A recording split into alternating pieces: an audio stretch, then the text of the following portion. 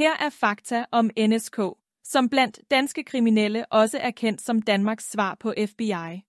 National Enhed for Særlig Kriminalitet, NSK, er en landsdækkende enhed, hvor de mest specialiserede kompetencer i politi og anklagemyndighed er samlet.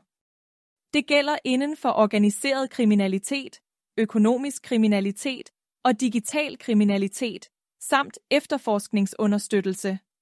NSK har egen anklagemyndighed, der fører enhedens straffesager. De komplekse sager, som NSK efterforsker og strafforfølger, kan være inden for eksempelvis organiseret hvidvask, organiseret skatteunddragelse, bandekriminalitet, organiseret narkotikakriminalitet samt digital kriminalitet. NSK understøtter desuden hele dansk politi med specialiseret ekspertise inden for blandt andet kriminalteknik, IT-efterforskning samt analyse og efterretningsarbejde. NSK's efterforskning og strafforfølgning er målrettet de sager, hvor kriminaliteten gør størst skade på samfundet, og hvor indsatsen har den største effekt, så enheden bedst muligt beskytter Danmark mod de største kriminalitetstrusler på både kort og lang sigt. Der er ca. 1200 ansatte i NSK.